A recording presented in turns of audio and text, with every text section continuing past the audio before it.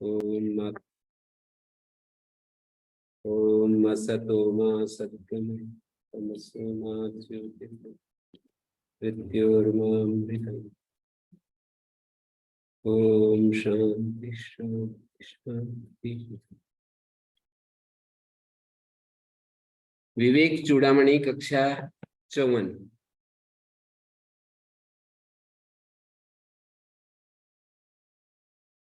तीन 329 नंबर श्लोक में हम आगे बढ़ेंगे। अतः प्रमादात् न परोस्ति मृत्युर विवेकिनो ब्रह्मविदा समाधौ समाहिता सिद्धिमुपैति सम्यक् समाहितात्मा भव सावधान।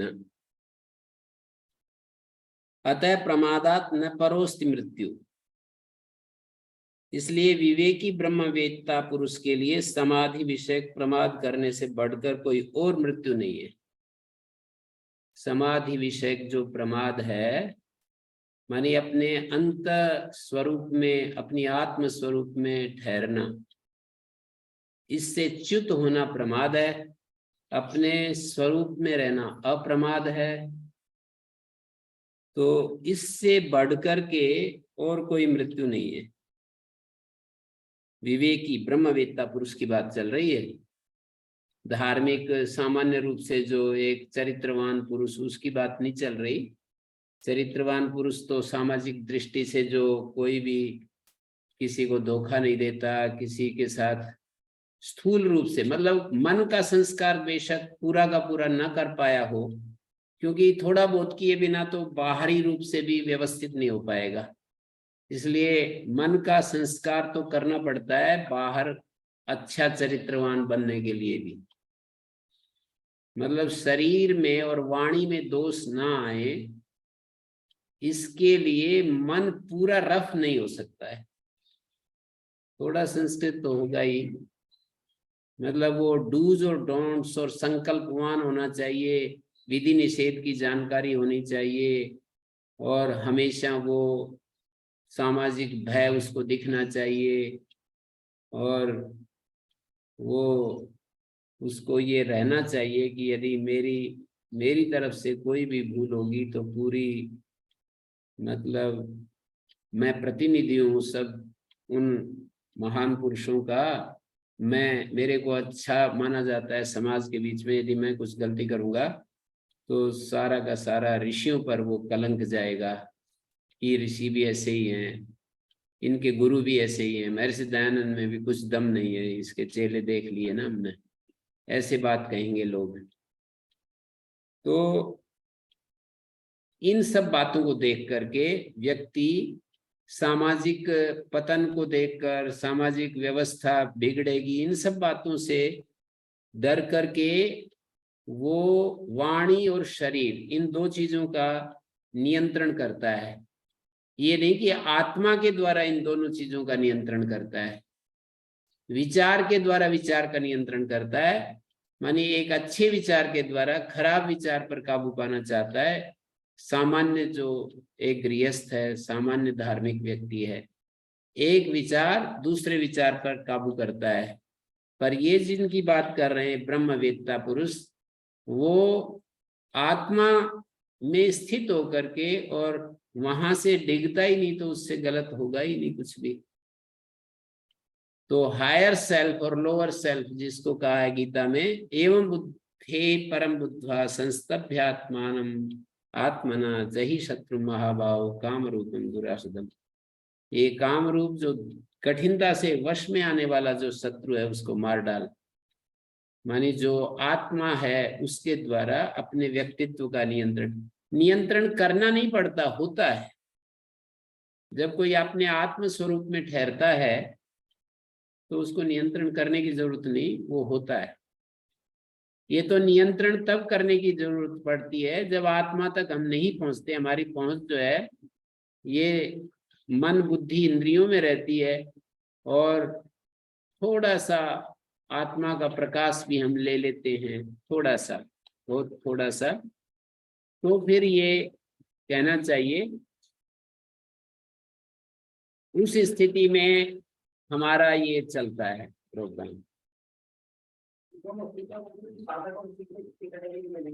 हैं? साधक और सिद्ध नहीं, साधक तो मतलब जो यहाँ पर लक्ष्य में ही अंतर है। एक धर्म मार्ग जो शास्त्रीय भाषा में यदि कहें, एक एक प्रयोग शब्दों का अपने अपने हिसाब से होता है। तो जो स्वर्ग पथ का अनुगामी है उसका लक्ष्य अलग प्रकार का होता है। उसके अंदर कामनाएं होती हैं, इच्छाएं होती हैं, मेरे को और ज्यादा अच्छा दिमाग मिले अगले जन्म में, और ज्यादा मुझे परिवेश अच्छा मिले, अच्छे माता पिता मिले, अच्छा सामर्थ्य मिले, बौद्धिक सामर्थ्य मिले, अच्छी वाणी वाक शक्ति मिले, और बाल्यकाल से ही मैं ऐसे कुल में पैदा हूं जहां मुझे ये शिक्षा, वैदिक शिक्षा सुनने को मिले। ऐसे जो सोच करके अपने जीवन को व्यवस्थित करते हैं, आचरण करते हैं, तो वो पथ अलग है। और मैं जीवन में मुक्ति चाहता हूँ, मैं तो जन्म ही नहीं लेना चाहता, तो उसका व्यवहार आचरण सब कुछ अलग हो जाता है। मुझे जन्म ही नहीं चाहिए ऐसा जो सोच रहा है ना, मुझे आगे के लिए बस मैं मुक्त होकर के जीना चाहिए। मतलब पहले तो जीवन मुक्ति की स्थिति आएगी, उसका साधन जीवन मुक्त है। अंततः जन्म से मुक्त होने के लिए जीवन मुक्त की स्थिति प्राप्त करनी होती है। तो जो जीवन मुक्त की स्थिति जिन्होंने प्राप्त कर ली है, उन लोगों को देखो कैसे कैसे जीते हैं। तो उनके लक्ष्य में ही अंतर है एक प्रकार से। ये जो मुझे लगता है कि मुक्ति का जो लक्ष्य बनाने वाले हैं ना, बहुत ही संख्या में कम मिलेंगे, बहुत बहुत रेयर मिलेंगे। मतलब हम कुछ समाज में करके दिखाना चाहते हैं, समाज में कुछ अच्छा पॉजिटिव कुछ काम करके दिखाना चाहते हैं, दुनिया में हम कुछ, दुनिया में जो बदलाव है, मतलब लोग बहुत ज्यादा शराब पीते हैं तो शराब छुड़वाते हैं, तो बदलाव आ गया ना। लोग आलसी हैं तो उनको कर्मठ बनाते हैं, तो बदलाव आ गया ना। कि अकर्मण्य से उनको कर्मठता में प्रेरित करते हैं। लोग जो है बहुत ज्यादा मतलब छल कपट करते हैं, तो उनको कहते हैं कि भाई दूसरों को धोखा मत दो, ऐसा मत करो, वाणी का साधना करो। ऐसे स्थूल जो बाहरी जो नियंत्रण है ना, उनके द्वारा जब हम ये करते हैं, धर्म पथ पर चलते हैं, मोक्ष पथ पर चलने के लिए तो बिल्कुल हमें कामना मात्र से मुक्त होना पड़ता है। धर्म पथ चलने के लिए मतलब शास्त्र अनुमोदित जो कामनाएं हैं उनको हम पूरा करते हैं, गृहस्थ आश्रम में होते हैं, उसकी मर्यादाओं को सीखते हैं कि मुझे घर में परिवार में कैसे रहना चाहिए, पत्नी से कैसे व्यवहार करना चाहिए, संसार में जितनी भी स्त्रियां हैं उनको किस नजर से देखना चाहिए। ये सारी बातें गृहस्थ के लिए एक मतलब एक शास्त्र का विधि विधान सामने होता है, आत्मानुशासन सामने नहीं होता है कि मैं अपने आत्मा में ठहरा हुआ हूं और उसके द्वारा मैं अपने शरीर मन बुद्धि इंद्रियों को चला रहा हूं। मतलब एक एक फिक्स एक विधान होता है। मतलब जैसे कॉन्स्टिट्यूशन है भारत का, उसके अनुसार भारत सरकार चलती है कि ये कॉन्स्टिट्यूशन है, ये धारा है, ये नियम है, यहाँ पर ये करना, ये करना, ये करना, इस तरह से। तो ऐसे ही जो मोक्ष पथ के पथिक नहीं होते हैं, वो शास्त्र को सामने रख करके उसके अनुसार अपने जीवन को चलाते हैं। लेकिन जो मोक्ष पथ होते हैं, शास्त्र ने उनको दिशा दी है आत्मा तक पहुंचने के लिए, और फिर शास्त्र तो छूट जाता है और आत्मा के अनुसार शास्त्र का काम इतना ही है कि आत्मा का परिचय करा देते हैं और फिर उस आत्मा के अनुशासन में वो चला करते हैं जो मोक्षगामी होते हैं, मोक्ष पथ के पथिक होते हैं। तो ये मूलतः अंतर है दो धाराओं में। एक धारा आत्मानुशासन की है, दूसरी धारा बाहरी विधि विधान, चाहे वो सामाजिक परंपरा है कि हमारी परंपरा में ऐसे होता रहा है, हमारे ऋषि मुनि ऐसे करते रहे, मतलब बाहर उसका वो है मोटिवेशन जो। जी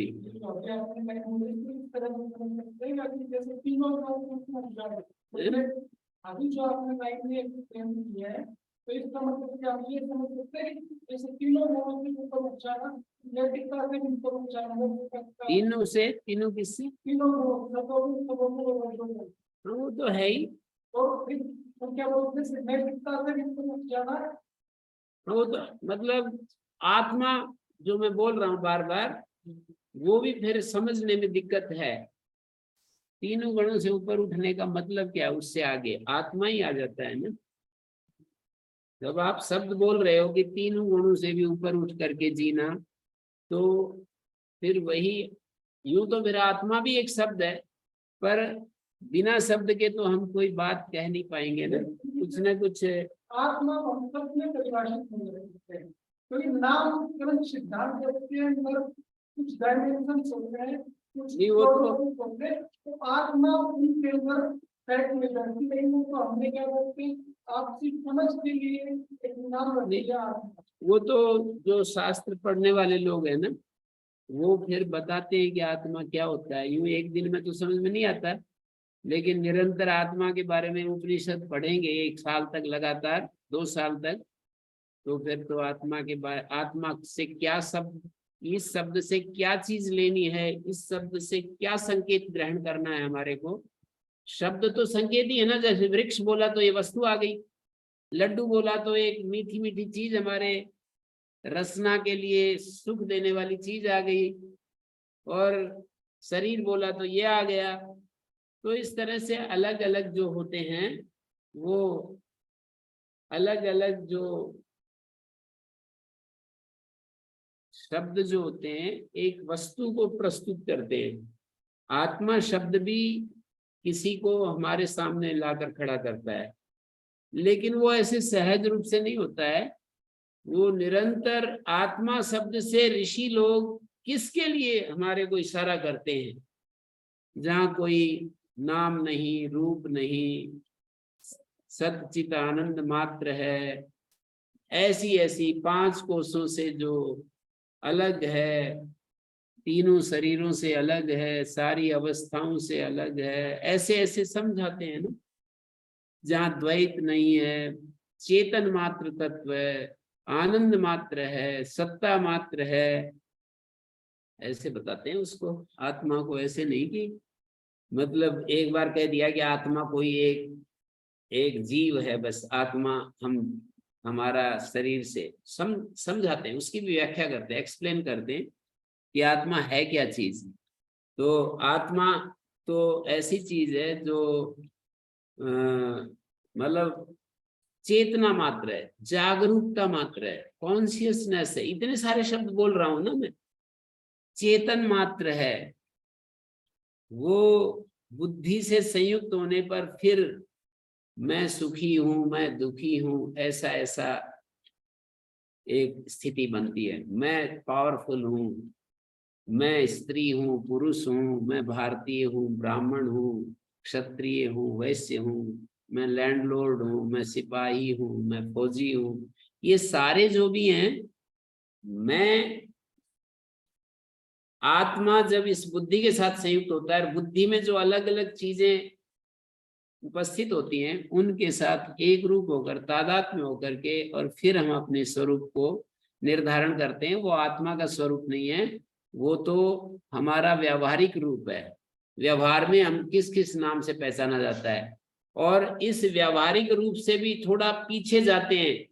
मैं हूं, मान लो शरीर से भी अलग कर लिया अपने को, और अपने एक्शन क्रियाओं से भी अलग कर लिया कि मैं क्या काम करता हूँ, गोपालक हूँ या मैं खेती करने वाला हूँ या फौजी हूँ या जो भी, इन सब से भी अलग कर लिया, शरीर से अलग कर लिया, और मैं शास्त्रों को पढ़ता पढ़ाता हूँ, इससे भी अलग कर लिया, सारे गुण धर्मों से अलग कर लिया, अपनी सत्ता मात्र को मैं महसूस कर रहा हूँ।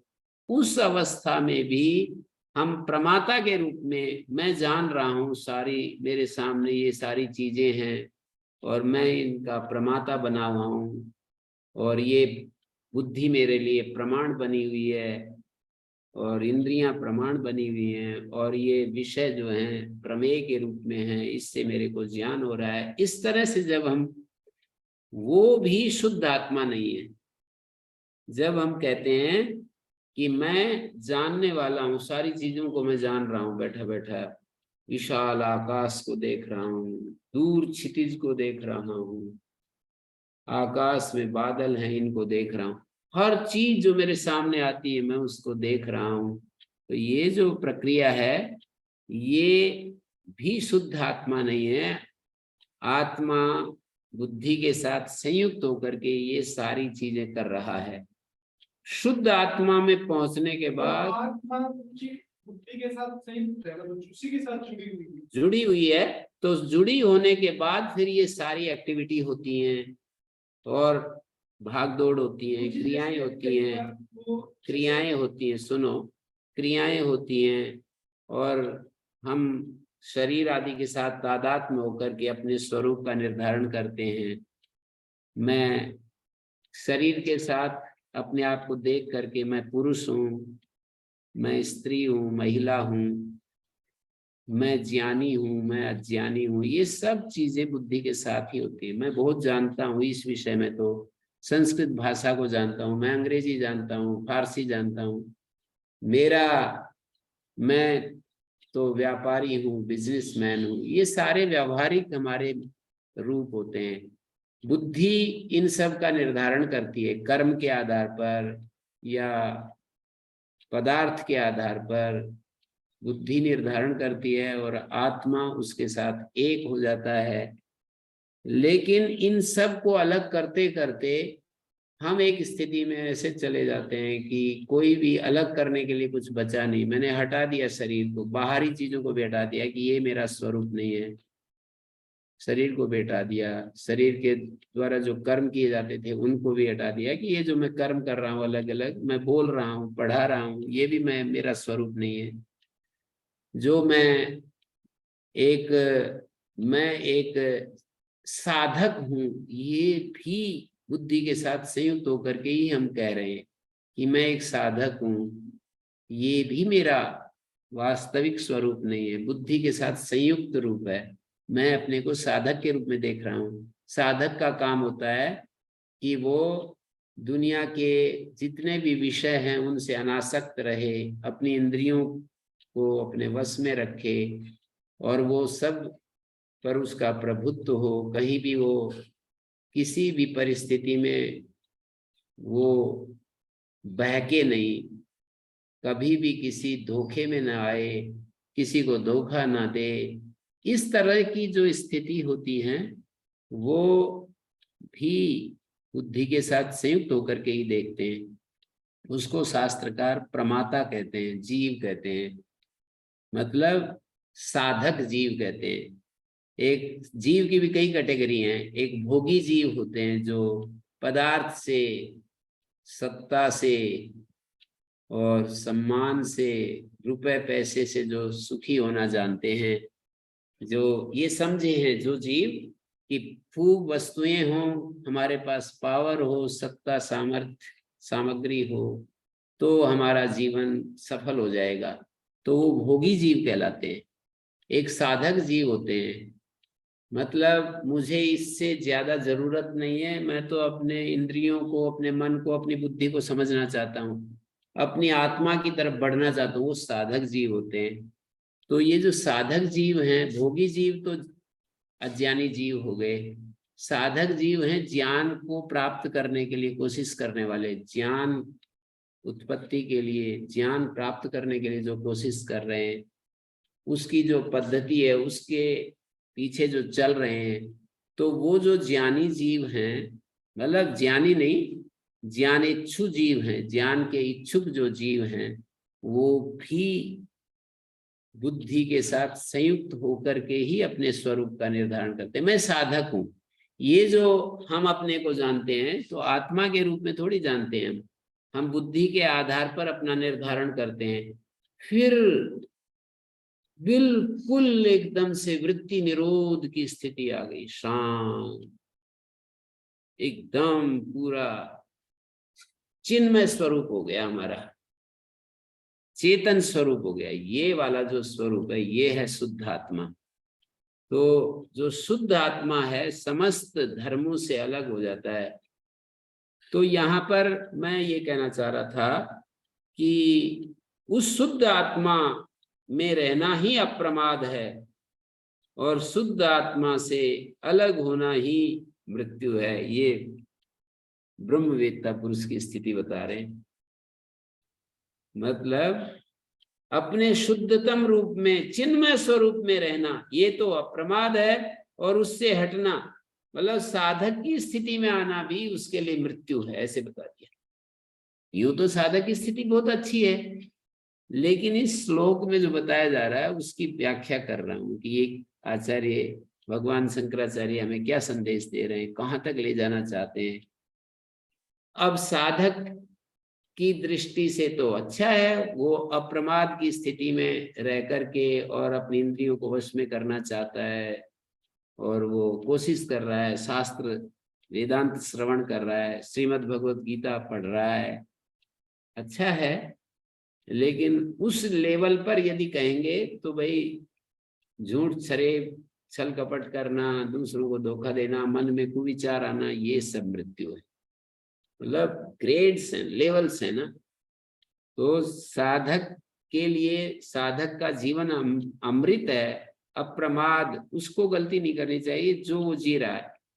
अपने ज्ञान का, जिसका जो ज्ञान है उसका अनादर नहीं करना चाहिए। उसका यदि अनादर कर रहा है तो वो मृत्यु में जा रहा है। उसके पास जो वस्तु सामग्री परिस्थिति जो सामर्थ्य प्राप्त है उसका दुरुपयोग कर रहा है तो वो मृत्यु की तरफ बढ़ रहा है। और उसके पास जो भगवान के प्रति विश्वास है उसमें कहीं संशय कर रहा है तो मृत्यु की तरफ बढ़ रहा है। मतलब ये अलग अलग लेवल पर ये चीजें, पर यहाँ पर भगवान शंकराचार्य जी ने जो बात कही, अतः प्रमादात न परोस्ति मृत्यु, प्रमाद से आगे कोई बढ़कर मृत्यु नहीं है।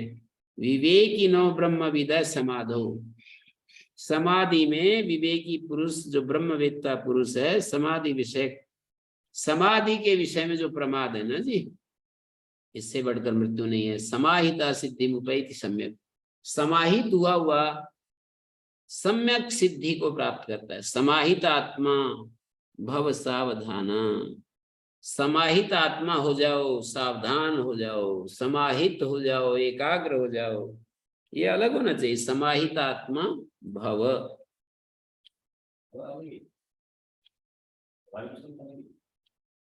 हाँ जी, भव सावधान, सावधान हो जाओ, समाहित आत्मा हो करके प्रमाद रहित समाहित आत्मा हो जाओ। गुरुदेव ने ये शिष्य को संदेश दे दिया। और आगे कहते हैं, जीव तो यस्य कैवल्यम विदेहे सच केवला, यत् किंचित पश्यतो भेदम भयम ब्रूते यजुश्रुति। कहते हैं यजुश्रुति को संदेश दे रही है। यजुर्वेद का जो बृहदारण्यक उपनिषद है उसको यजुश्रुति कह रहे हैं। तो जिसने जीवित अवस्था में कैवल्य पद को प्राप्त कर लिया, जीवितो यस्य कैवल्यम विदेहे सच, उसकी देहपात के अनंतर कैवल्य मुक्ति हो जाती है। विदेहे सच केवला, देहपात, विदेह माने देह रहित होने पर वो केवल हो जाता है। जीवितो यस्य कैवल्यम, जीवन मुक्त अवस्था जिसने प्राप्त कर ली है, शरीर पात होने पर वो अकेला हो जाता है। यत् किंचित पश्यतो भेदम भयम ब्रूते, थोड़ा सा भी भेद देखने वाले को भय होता है। यजुर्वेद की श्रुति ऐसा कह रही है। यत् किंचित पश्यतो भेदम, भेदम पश्यत माने थोड़ा सा भी भेद देखने वाले को भय बता रही है। तो जो पुरुष प्राण धारण किए हुए ही माने जीवित अवस्था में औपाधिक संबंधों से मुक्त हो गए हैं, माने उपाधि के साथ जो संबंध है, प्राण धारण, उपाधि शरीर है, उपाधि मन है, उपाधि बुद्धि है, उपाधि प्राण है, उपाधि इंद्रियां हैं, पंचकोश उपाधि कहलाते हैं।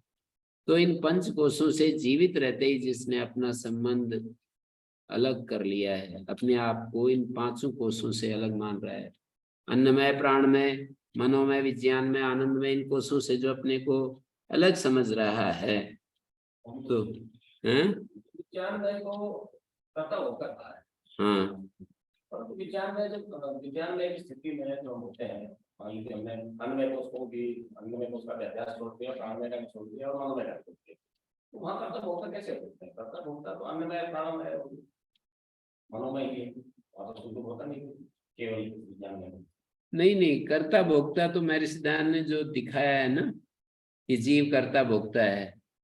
जैसे अन्नमय में हम काम कर रहे हैं, शरीर के साथ एक होकर के काम कर रहे हैं, शरीर को प्राण के साथ, मन के साथ एक होकर के, तो जब हम कर्तृत्व तो यहाँ भी हो गया ना। गीता का एक श्लोक है वो जो कर्मणि अकर्म या पश्येत अकर्मणि च कर्म या स बुद्धिमान मनुष्येषु स कृष्ण कर्म कृत नरः।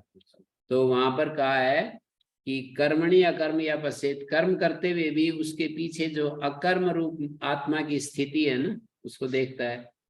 और अकर्मणि च कर्म या, जो ये देखता है मैंने अब कर्म नहीं करने हैं, चुप हो गया, कहते हैं वो भी कर्म कर रहा है, क्योंकि उसका कर्म करना और कर्म न करना ये दोनों संकल्प के अधीन है। कर्म न करने का संकल्प, वो भी संकल्प, वो भी एक कर्ता आ गया है ना। तो शरीर आदि तो कुछ नहीं है, वहां पर चुपचाप बैठा है, फिर भी कर्ता बता दिया उस श्लोक में। भगवान शंकराचार्य की व्याख्या के अनुसार बता रहा हूँ। भोक्ता तो फिर उसके अनुसार जो फल मिलेगा वो भोक्ता। भोक्ता तो अन्न में, प्राण में, नहीं, भोक्ता तो कहीं पर भी होगा ना। जैसे मैं सुख का भोग कर रहा हूँ तो भोक्ता तो हो गया। मेरे को ये मैं सुखी हो रहा हूँ, ये भोक्ता का स्वरूप है। मैं बड़ा दुखी हूँ, ये भोक्ता का स्वरूप है। सुख दुख का भोग ही भोक्ता, मुख्य भोक्ता है। बताया जाता है कि ये जो सुख दुख है ये तो अन्नमय कोश का रखना है, और नहीं, वो अलग बात है। अन्नमय नहीं, वो एक अलग बात है, वो तो अलग बात है। बाकी मुख्य भोक्ता तो यही है ना, जो सुख दुख का भोगी हूं मैं बड़ा कंफ्यूज्ड हूँ, मैं बड़ा दुखी हूँ, ये भोग ही हो रहा है। मैं सुखी हूँ, मैं बड़ा सुखी हूँ, ऐसे नहीं बोलते हैं। कोई जब मिलते हैं तो कहते हैं, ऐसे कहते हैं कि मैं बड़ा सुखी हूँ, बड़ा आनंद में हूँ, तो ये भोक्ता का स्वरूप है। ये जो मैं बड़ा दुखी हूँ, ये भी भोक्ता का स्वरूप। हाँ तो ठीक है। नहीं, अभी जब हम कोई काम कर रहे हैं तो उसका जो भी परिणाम हम इच्छा करते हैं, जब तक हम फल की इच्छा का त्याग नहीं करते तब तक भोक्ता तो है ही। फल इच्छा जब छूट जाती है तो कर्ता भी नहीं होते, भोक्ता भी नहीं होते। लेकिन जब तक हम करता हैं तो भोक्ता तो है ही। मुझे कर्म करने हैं और उन कर्मों का फल मुझे चाहिए, तो मैं भोक्ता तो हो ही गया। थोड़ा उसको धीरे धीरे बिठाओगे ना तो आ जाएगा। तो जीव तो यस्य कैवल्यम विदेह सच केवला, विदेह होने पर वो केवल होता है। जीव तो यस्य कैवल्यम, जिसने जीवित अवस्था में कैवल्य पद को प्राप्त कर लिया, देह पात के अनंतर कैवल्य मुक्ति हो जाती है। यत किंचित पश्यत, वो यदि भेद देखता है कि मैं अलग हूं और परमात्मा अलग है, ऐसा जो भेद देखता है तो उसको तो भय आएगा। जो अपने को और परमात्मा को अलग अलग देखता है, जब तक ये स्थिति रहेगी तो भय आएगा। चाहे वो मेरे सिद्धांत जैसे द्वैतवादी हों, आत्मा परमात्मा को अलग मानने वाले भी, पर वो परमात्मा में एकदम अभेद अवस्था में रहेंगे, तब भय नहीं आता। पर अपने को यदि इस स्थिति में नहीं रख पाते, सिद्धांततः दो बताएंगे पर मेरे सिद्धांत जीवन एकत्व का जी रहे। और कोई वेदांती यदि सिद्धांततः तो बताता है एकत्व की बात, पर जीता द्वैत में है, तेरा मेरा और राग द्वेष, ये दोनों स्थितियां बनती हैं। महर्षि दयानंद के जीवन को खड़ा करके देखेंगे ना, तो महर्षि दयानंद बात तो द्वैत की करते हैं पर जी रहे हैं, केवल उन्हीं के जीवन की बात कर रहा हूं मैं, फॉलोअर्स की बात नहीं कर रहा। तो बात द्वैत की करते हैं पर जी रहे हैं अद्वैत में, मानी परमात्मा के साथ अभिन्न अवस्था में रहते हैं हमेशा, हैं? परमात्मा के साथ एक ही भूत अवस्था में रहते हैं। और ये कोई व्यक्ति उपनिषद पढ़ रहा है, अद्वैत की बात कर रहा है और उसको भय आ रहा है, उसको इच्छाएं उत्पन्न हो रही हैं, तो फिर वो तो द्वैत के बिना हो नहीं सकता है। कामनाओं की उत्पत्ति, कामनाओं की आपूर्ति में दुख, भय, ये सारी जो चीजें हैं द्वैत के बिना नहीं होंगी। तो जो किंचित मात्र भी भेद दिखता है उसी से भय होता है। यदा ही एतस्मिन् उदरम अंतरम कुरुते, परमात्मा में स्वल्प मात्र भी भेद देखता है तभी भय होता है, अन्यथा थोड़ी भय होगा। जब हम एकत्व की स्थिति में होंगे या किसी बड़े लक्ष्य को सामने रखेंगे तो भी भय नहीं होगा। जैसे स्वतंत्रता सेनानी जो होते थे वो देश के साथ एक हो गए थे, तो हमने तो अपना शरीर देश के लिए सौंप दिया, भय थोड़ी आता था। वो फांसी पर चढ़ रहे हैं तो उनको कोई, कि हमने जो काम यहाँ शरीर धारण करके करना था हमने कर दिया बस। तो जब हम जो कार्य हमें करना है वो हम कर डालते हैं तो उसमें भी भय नहीं आता। भय तब भी आता है कि हमको करना ये था और हम तो और कुछ करते रहे, आए थे हरि भजन को ओटन लगे कपास। ऐसा जब सोचेगा आदमी, अरे मैं तो ये काम करने के लिए आया था और मैं तो अपना सारा जीवन इसी में लगा दिया, ऐसा सोचेगा तो भय आएगा। पर जो वो करना चाहिए वो पूरा कर डालता है ना, भय नहीं आता। वो जो करना चाहिए उसको, जैसे इनको मैं तो मतलब कई बड़े बड़े लोगों को देखता हूं कि उनको भय की स्थिति में नहीं रहते, क्योंकि वो जो चाहते हैं वो कर रहे हैं। उनके मन में ऐसा नहीं, कुछ उछल कूद नहीं होती है कि मेरे को इससे बेहतर मुझे, मतलब वही उसी दिशा में बेहतर की बात तो सोचते हैं, पर जितनी उनकी सामर्थ्य है, बुद्धि है, प्रतिभा है, योग्यता है, उसमें वो लगा रहे हैं, तो उसमें उनको भय नहीं होता है। पर जो ढीले डाले हैं, जिनको पूरी सामर्थ्य नहीं लग रही, तो उनको तो भय आएगा। उपाधि योगात् स्वयमेव भिद्यते, उपाध्यपो हे स्वयमेव केवला। उपाधि का योग होने पर स्वयं ही भिन्न हो जाता है।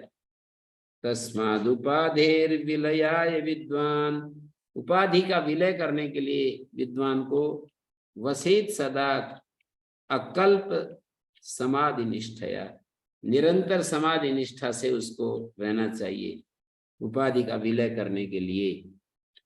ऐसा आगे एक श्लोक में कहा है। 358 नंबर श्लोक देख लीजिए निकाल करके। 358।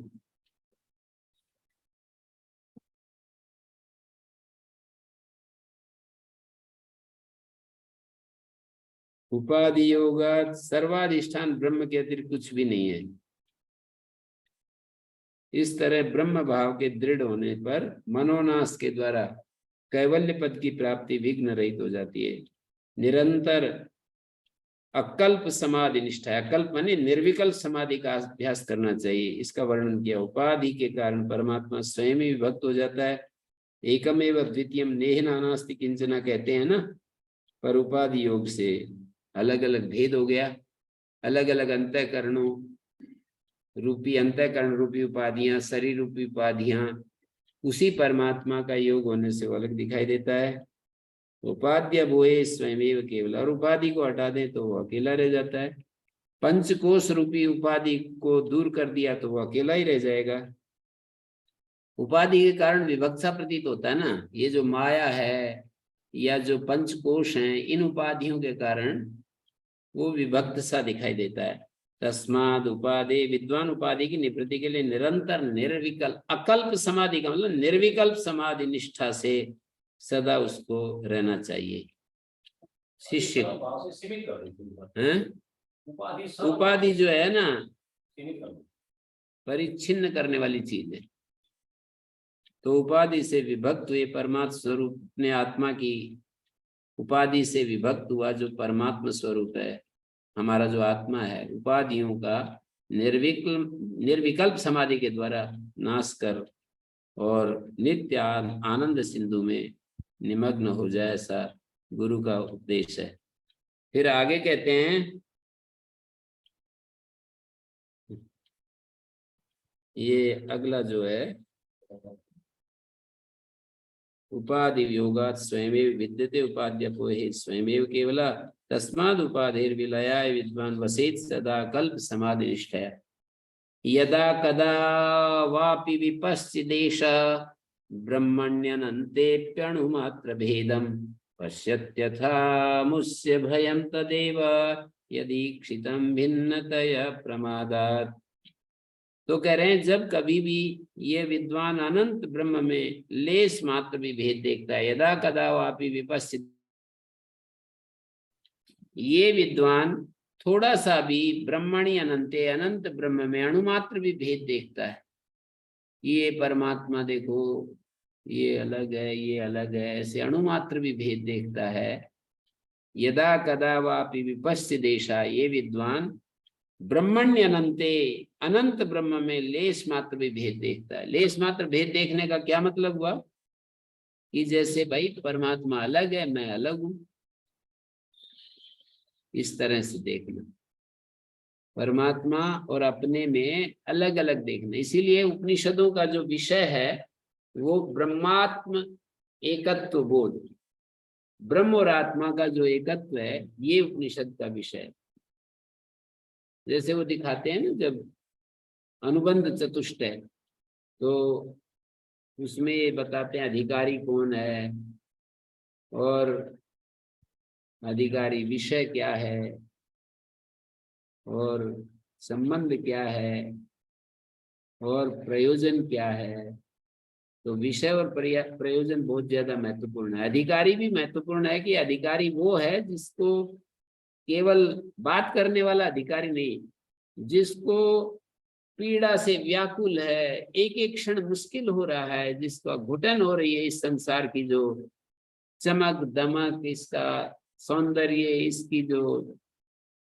इसकी जो सारी जो महक है, सारी दुर्गंधपूर्ण दिखाई देती है, सारा सौंदर्य उससे दूषित दिखाई दे रहा है, मतलब सारे सौंदर्य में भी कालुष्य दिखाई दे रहा है संसार के।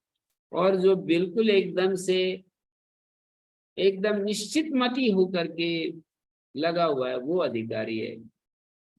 ऐसे ही ये वेदांत का विषय क्या है, तो कहेंगे आत्मा और ब्रह्म का एकत्व बोध, ये उपनिषद का विषय है। आत्मा और ब्रह्म को एक अनुभव करना। मतलब मैं आपको देख रहा हूँ तो मैं आपसे अलग हूँ, मेरी आंखों में जो चल रहा है वो मेरा माइंड रीड कर रहा है, मतलब मेरा माइंड पढ़ रहा है। तो इसका मतलब मेरी बुद्धि मेरी आंखों से अलग है, शरीर से अलग है। मेरे मन में जो बुद्धि में जो चल रहा है वो मेरा मन देख रहा है। इसका मतलब मेरा वो तो ठीक मन प्रक्रिया आपकी, आपकी मैं समझ गया आपकी बात, तो फिर मेरा मन अलग है, मेरे मन में जो चल रहा है वो समझ मैं गया देखता हूँ। समझ गया आपकी आप बात, कह रहे हैं कि आत्मा और परमात्मा स्वीकार कर रहा हूँ आपकी बात। आप ये कह रहे हो कि जो दिखे वो तो अलग होता है, देखने वाला उससे अलग होता है। दृष्टि और दृष्टा का, हाँ, दृष्टा और दृश्य, दृष्टि, दृष्टा और दृश्य। तो फिर जैसे फिर तो मैं ये भी हूँ और ये चेयर भी हूँ। नहीं, वो एक अलग दृष्टि है। देखो, दो दृष्टियां हैं। शुद्ध चैतन्य का खोज करेंगे तब तो नेति नेति का सहारा लेना पड़ता है, शुद्ध चैतन्य का। और कार्य कारण के रूप में जब कहते हैं तो सब कुछ ये ब्रह्म ही, कारण कार्य के लेवल पर सब कुछ ब्रह्म है, और शुद्ध चैतन्य की खोज में नेति नेति का उपयोग है। हाँ जी, नहीं ये इसमें डिस्टर्ब होता होगा मेरे ख्याल में, आप लोग बात करते होंगे तो ये जो चल रहा है ना प्रोग्राम, जब इसको तत्व देखेंगे तो यहाँ केवल आपको इलेक्ट्रॉन का फ्लो दिखाई देगा। मतलब ये जो मुझे तो बहुत अच्छा, मैं अभी कंफ्यूजन में तो रहा ही हूँ, खूब सारे प्रश्न करते रहा हूँ। बाकी एक तरफ तो कहते हैं कि ये भी नहीं, ये भी नहीं, ये भी नहीं, ये भी पूछते रहे हैं यहाँ पर जो साधक लोग, ये प्रश्न पूछते रहे हैं कि एक तरफ तो नेति नेति करते रहते हैं, एक बार कह देते हैं सब कुछ ब्रह्म है। तो ये जो नेति नेति कहते हैं ना, तो शुद्ध आत्म तत्व की खोज में नेति नेति का उपयोग है। और कारण कार्य के रूप में जब हम इस विश्व को, अस्तित्व को देखते हैं, तो सब कुछ ब्रह्म ही है, सब कुछ ब्रह्म ही है। जैसे मिट्टी और मिट्टी के बने हुए हजारों प्रकार के पात्र भी हों, तो मिट्टी में और उन पात्रों में भेद नहीं होता, मिट्टी और पात्र एक ही है। सोना और सोने के बने अरबों खरबों अनंत आभूषण हो, उनमें भेद नहीं होता है। पर आपको यदि वास्तव में स्वर्ण का वो खोज करनी है, तो आप कहोगे क्या ये हार सोना है? बोले नहीं। तो क्या ये कड़े सोना है? बोले नहीं। हर चीज का निषेध करते जाओगे, हर चीज का नाम रूप का निषेध करते जाओगे, तो ये ईंट सोना है, सोने की बनी हुई नहीं। मतलब सब देगा, वो स्वर्ण बनेगा, कहलाएगा। तो क्या आपका शरीर आत्मा है, ब्रह्म है? तो बोले नहीं। तो आपका मन, आपकी वाणी, आपकी इंद्रियां, आपका बुद्धि, आपके प्राण, आपकी इच्छाएं, आपके कर्म, तो सबको मना करना पड़ेगा ना। शंकराचार्य जी ने वो सट बनाए, 6 श्लोक बना रखे हैं, तो उसमें यही कहा है ना कि मैं इंद्रियां नहीं हूँ, मैं मन नहीं हूँ, मैं इंद्रियां नहीं हूँ। मेरा शरीर है, वो भी सर्वोपरि में, मतलब ये कि मेरा शरीर भी आ गया उसमें। मैं 2 बात आपके सामने रख रहा हूँ। क्या उपनिषद में ये प्रक्रिया अपनाई है क्या कि यूं देखो पंचभूतों को सामने रखकर कि ये सूर्य मैं हूं क्या? तो बोले नहीं। आत्मा, सूर्य ही आत्मा है क्या? बोले नहीं। जो दिख रहा है उसको आत्मा कैसे कह सकते हैं? जो हमारे को देखने में आ रहा है उसको हम आत्मा कहें। देखने वाला आत्मा है, जो दिख रहा है उसको आत्मा कैसे कहें? क्या भूमि आत्मा है? बोले नहीं। क्या जल आत्मा है? नहीं। अग्नि आत्मा है? नहीं। वायु आत्मा है? नहीं। और ये अनाज और तरह तरह के पेड़ पौधे और हजारों हजारों प्रकार की जड़ी बूटियां आत्मा है? नहीं। हर चीज का मना करते हैं, पृथ्वी जल अग्नि वायु, मूर्त और अमूर्त, सब का मना कर दिया। 3 मूर्त भूत हैं और 2 अमूर्त भूत हैं, उन 5 को पकड़ करके और फिर मूर्त अमूर्त का विकास है। ये सब मूर्त और अमूर्त जो है उससे, माने जल, पृथ्वी जल अग्नि, ये 3 को मूर्त भूत कहा है, वायु और आकाश को अमूर्त कहा है। और उन 5 भूतों, और फिर जब अंत में मूर्तामूर्त ब्राह्मण है इसमें बृहदारण्यक में, फिर ये बतलाया कि अब अथाता आदेशो नेति नेति, अब ये आदेश हम बताते हैं नेति नेति। तो नेति नेति के द्वारा कहा कि इन 5 का निषेध करने के बाद ये जो बचता है, मानिए एक ब्रह्म है, एक ब्रह्म के रूप है, ये ब्रह्म के रूप है, ये ब्रह्म नहीं है, ये ब्रह्म के रूप है। तो ब्रह्म के रूप की दृष्टि से कहें तो सब कुछ ब्रह्म ही है, ब्रह्म के रूप की दृष्टि से। एक कक्षा में ये सारी चीजें समझ में नहीं आती, मैं आपको कह रहा हूँ। एक कक्षा में ये सारा विषय नहीं आता है। निरंतर कितने वर्षों से हम ये इस धारा में बह रहे हैं ना, इसको विचार कर रहे हैं, रोज रोज विचार कर रहे हैं। तो नेति नेति जब हम कहते हैं कि पंचभूत, मूर्त और अमूर्त, ब्रह्म के 2 रूप हैं और ब्रह्म उन दोनों रूपों से अलग है, रूपी है, वो रूप वाला है, रूप नहीं है। तो ब्रह्म के जो रूप हैं उनको निषेध करने के बाद जो बचता है वो ब्रह्म है। नेति नेति निषेध्यावधि, निषेध की जो अंतिम अवधि है, निषेध करने के लिए कुछ भी ना बचे, तो वो ब्रह्म का स्वरूप शेष बचेगा। वो क्या है? सत्यम ज्ञानम अनंतम ब्रह्म, आनंदम ब्रह्म, वो ब्रह्म का स्वरूप होगा। भूमा रूप होगा वो। और जब कार्य कारण के रूप में कहते हैं तो उसी ब्रह्म से इस जगत का विस्तार हुआ है, इसलिए ये सब कुछ ब्रह्म है। कारण और कार्य में समानता होती है। ब्रह्म कारण है और ये जगत कार्य है, इस दृष्टि से सर्वम खलु इदं ब्रह्म, सब कुछ ब्रह्म ही है, ये बात कहते हैं। तो इन दोनों स्टेटमेंट को हमें समझना पड़ेगा, किस लेवल पर नेति नेति कहते हैं और किस लेवल पर सर्वम खलु इदं ब्रह्म, सब कुछ ब्रह्म ही तो है। फिर यहाँ आ जाओ, यदा कदा वापि विपश्चिदेशा ब्रह्मण्यनन्ते अणुमात्र भेदम, अणुमात्र भी भेद, ये जो आत्मा और परमात्मा में जो भेद है ना, ये तो बुद्धि के साथ संयुक्त होने पर ही पता चले। बुद्धि के साथ संयुक्त अवस्था में ही वो भेद रहता है। यदि बुद्धि उपाधि को भी छोड़ दिया तो हमारा जो आत्म स्वरूप है और जो जिसको हम ब्रह्म कहते हैं वही तो एक ही तो बच जाता है। हम जिसको आत्मा कहते हैं बुद्धि के साथ संयुक्त हुआ, वो तो अलग अलग दिख ही रहे हैं। आपकी बुद्धि अलग है, मेरी बुद्धि अलग है, इनकी अलग है, सबकी बुद्धि अलग है।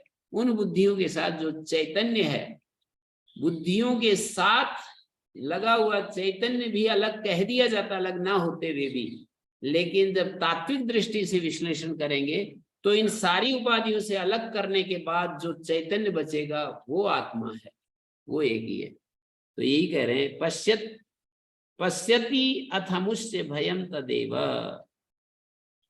प्रमादवश भिन्न रूप से जो देखा गया है वही इसके भय का कारण। यदि क्षितम भिन्नतया प्रमादात, प्रमादवश भिन्न रूप में जो देखा गया है, पश्यति अथ अमुष्य, अच्छा पश्यति ऊपर वाले के साथ जुड़ गया, माने यदा कदा वापि विपश्चिदेशा ब्रह्मण्य अनंतेप्यणु मात्र भेदम पश्यति, यहां पर जाकर के वाक्य पूरा हो रहा है। अथा मुष्य भयम तदेव, अब उस व्यक्ति को वही भय हो जाता है जब भिन्नता से, प्रमादवश भिन्नता से देखा गया कि मैं अलग हूं, देखने वाला मैं हूं और परमात्मा मुझसे अलग है, ऐसा जब आएगा तो सर्वत्र परमात्मा को ही जो देख रहा है तो शरीर से अलग, उपाधियों से अलग होना ही पड़ेगा। शरीर के साथ एक रहते हुए परमात्मा का एकत्व जो अद्वैत के रूप में बार बार जो उपदेश दिया है वो कैसे हो सकता है। सर्वम तम परादात यो अन्यत्र आत्मना सर्वम वेद, बृहदारण्यक में यह आया है कि भाई दूसरे से भय होता है, माने विवेकी ब्रह्म देश काल और वस्तु के परिच्छेद से रहित अनंत ब्रह्म में, अनंत ब्रह्म कौन होता है, जिसमें देश का परिच्छेद नहीं, काल का परिच्छेद नहीं, वस्तु परिच्छेद नहीं। जैसे ये वस्तु यहाँ पर है, दूसरी जगह नहीं है, ये वस्तु इसकी उत्पत्ति से पहले नहीं थी, पर परमात्मा तो पहले भी था। देश, ये वस्तु यहाँ पर है, वहां नहीं है, यहाँ नहीं है, पर परमात्मा सब देश में है, सब काल में है। और वस्तु परिच्छेद भी नहीं कह सकते कि जैसे वस्तु परिच्छेद होता है कि ये घड़ा ये वस्त्र नहीं है और ये वस्त्र ये घड़ा नहीं है, लेकिन परमात्मा के पैरेलल कोई दूसरी चीज है ही नहीं जिसके लिए हम ये बता सके कि परमात्मा ये नहीं है। परमात्मा ये नहीं है, कारण कार्य के तहत जब हम देखेंगे तो सब कुछ ही परमात्मा है, तो उसमें वस्तु परिच्छेद भी कैसे होगा। तो इस तरह से ये जो तीनों परिच्छेदों से रहित स्वल्प मात्र भी जो भेद देखता है उसी समय उसे भय प्राप्त हो जाता है। जो समाहित चित्त वाला है ऐसे विद्वान को प्रमाद के कारण जो भिन्न रूप से देखा गया वो भेद दृष्टि उसके भय का कारण। द्वितीयाद वही भयम भवति, ऐसा शास्त्र में कहा है, दूसरे से भय आता है।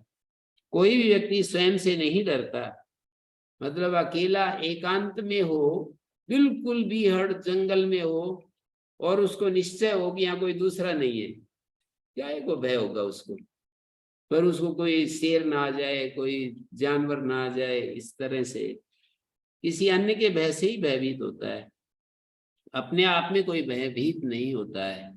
तो जहाँ भेद है वहां सब है, मैं अलग हूं, परमात्मा अलग है, पता नहीं मेरी क्या गति करेगा, ऐसे ऐसे मन में आ जाता है। मैंने तो इतना अच्छे काम किए नहीं, अब पता नहीं मेरी क्या गति होगी, दुर्गति होगी, मैं कहाँ जाऊंगा, कहाँ जन्म लूंगा।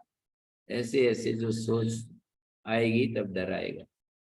तो एक बहुत ही उपनिषद का प्यारा वाक्य है, सर्वम तम परादात यो अन्यत्र आत्मना सर्वम वेद।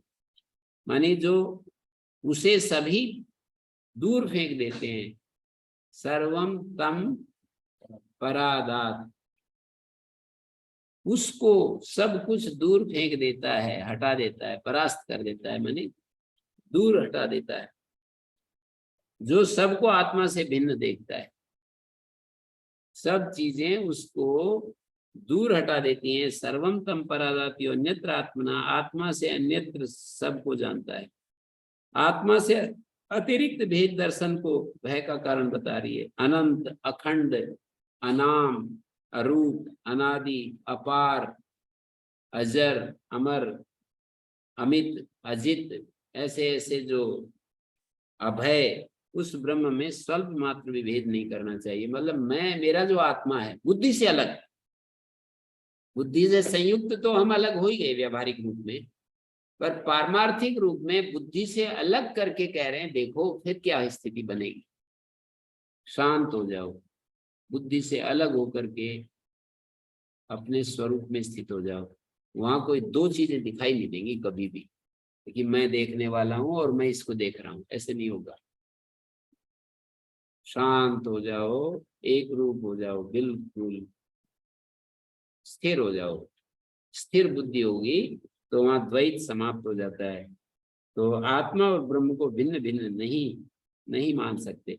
तो कहते हैं अथामुष्य भयम, इसका जो भय है, अथामुष्य भयम तदेव यदि क्षितम भिन्नतया प्रमादात, प्रमाद के कारण उसने भिन्नता से जो देखा वही भय का कारण बन जाता है, उसके भय का कारण हो जाता है। प्रमाद बस भिन्न रूप से जो देखा गया वही उसके भय का कारण हो जाता है। श्रुति स्मृति न्याय सतैर निषिद्धे दृश्येत्र यस्त्वा स्वात्ममतिं करोति उपैति दुःखो परिदुःख जातम निषिद्ध कर्ता समलिम रुचो यथा। कितना अच्छा वाक्य बोला है। संस्कृत भाषा जिनको आती है उसका आनंद अलग ही है? बाकी को तो अपने सब वैसे ही संतोष करना पड़ता है, छाछ पी करके, अमृत पान जैसा हो जाता है। और जो यूं कहते हैं ना, जो सदा ब्रह्मनिष्ठ है उसके लिए ये भी छाछ पीना ही जैसा है। शब्दों से जो सुख मिलता है, तेजस्वी जो शब्द होते हैं उनसे जो सुख मिलता है वो भी छाछ पीना जैसा ही है। ब्रह्म का जो साक्षात आनंद होता है, आत्मस्थिति की जो स्थिति है उसकी अपेक्षा करते हैं साथ में। हाँ, आत्मस्वरूप की स्थिति। श्रुति स्मृति न्याय सतैर निषिद्धे, श्रुति स्मृति न्याय सैकड़ों न्यायों के द्वारा निषिद्धे दृश्ये, दृश्य का निषेध करने पर, ये भी आत्मा नहीं, ये भी आत्मा नहीं, ये भी आत्मा नहीं, जो भी दिखाई देते उसको हटाओ, जो भी दिखाई दे उसको हटाओ, जो जानने में आए उसको हटाओ। जैसे आपका शरीर जानने में आ रहा है, हटाओ। जो भी है, ये पेड़ पौधे, ये मेज खंबा, शरीर, सूरज चांद, 5 महाभूत, जल अग्नि वायु आकाश, पृथ्वी जल अग्नि वायु आकाश, जो भी जानने में आए उसको हटाओ। तो कह रहे हैं श्रुति स्मृति और न्याय, सैकड़ों न्याय के द्वारा निषिद्धे दृश्य, दृश्य का निषेध करने पर, यह स्वात्ममतिम करोति, यह अत्र स्वात्ममतिम करोति, यहाँ निषिद्ध करने पर इस जो अपनी आत्ममति कर रहा है, निषिद्ध किए हुए इस दृश्य देह आदि में जो आत्मबुद्धि करता है। हाँ हाँ ठीक है। श्रुति स्मृति न्याय सतैव निषिद्धे दृश्य अत्र, निषिद्ध दृश्य में इस शरीर में जो आत्ममति करता है, आत्मबुद्धि करता है, इस शरीर को आत्मा मान लेता है, जो सैकड़ों श्रुतियां युक्तियां न्याय और स्मृति सब मना कर रहे हैं कि ये शरीर आत्मा नहीं है भाई, पर फिर भी जो इस शरीर में आत्मबुद्धि कर लेता है, दृश्य अत्र यह स्वात्मतिम करोति उपैति दुखो पर दुख जातम, वो दुख के ऊपर दुख, दुख के ऊपर दुख उसको झेलना ही पड़ेगा, एक के बाद एक, एक के बाद एक, दुखो पर दुखम उपैति। वो व्यक्ति दुख के ऊपर दुख उसको भोगना पड़ेगा। इस दृश्य देह आदि में जो आत्मबुद्धि करता है, निषिद्ध कर्म करने वाला वो पापी है। निषिद्ध करता, वो जिसका निषिद्ध करता है वो पापी है। ऐसा जो करता है देह आदि में जो आत्मबुद्धि कर लेता है, तो निषिद्ध करता स मलिन लुचो यथा, जैसे मलिन लुच होता है ना, मलिन अंतःकरण वाला दुख पर दुख भोगता है, दुख का भागी होता है, तो निषिद्ध कर्म करने वाला ऐसा पापी है।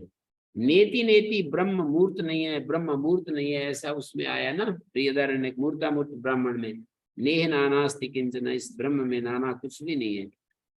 अनादिमत परम ब्रह्म न सत्तन्नासद उच्यते, स्मृति में भी आया है कि अनादिमत परम ब्रह्म न सत है न असत है, न वो सत है न असत है। तो इन श्रुति का अनुसरण करने वाली जो स्मृतियों के द्वारा पंचकोश विवेचन काल में एक एक कोश को भी हम हटा देते हैं।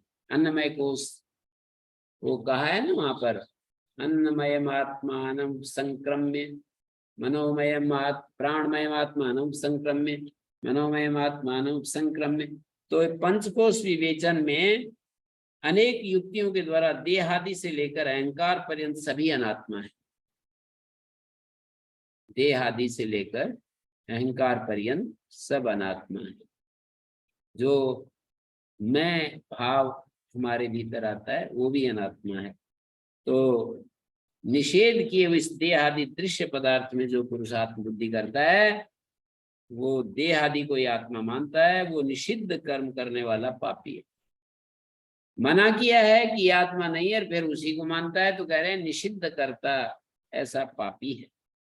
तो जैसे दूषित अंतःकरण वाला पुरुष मलिन लुचो यथा दुखोपकर ऊपरी दुख जातम उपैती, जैसे मलिन लुच होता है ना, मलिन कर्म करने वाला व्यक्ति दुख के बाद दुख का ढेर उसको मिलता रहता है, उसी तरह असत जड़ दुखात्मक और अनात्मा में आत्मबुद्धि करने वाले व्यक्ति की भी यही स्थिति होती है, बार बार दुखों को प्राप्त करता है।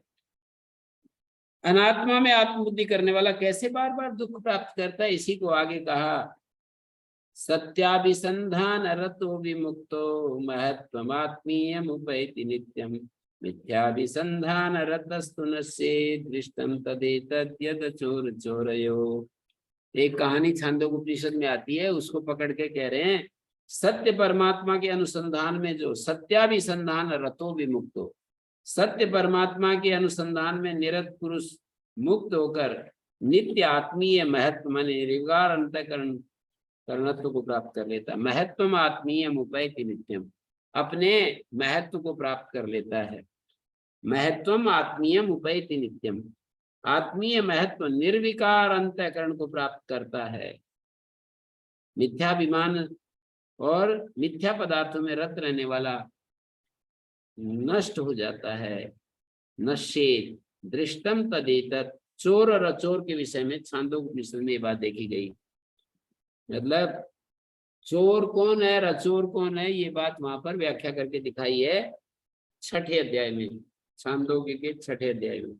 सत्य स्वरूप ब्रह्म के अनुसंधान में निरंतर निधिध्यासन कर रहा है, कालांतर में मुक्ति को प्राप्त करके आत्मा के वास्तविक स्वरूप को जान लेता है, महत्व को प्राप्त करता है और विकार रहित अंतःकरण वाला हो जाता है, शुद्ध अंतःकरण वाला हो जाता है। ऐसे बताया, शुद्ध अंतःकरण महत्वम आत्मीयम उपैति नित्यम, अपने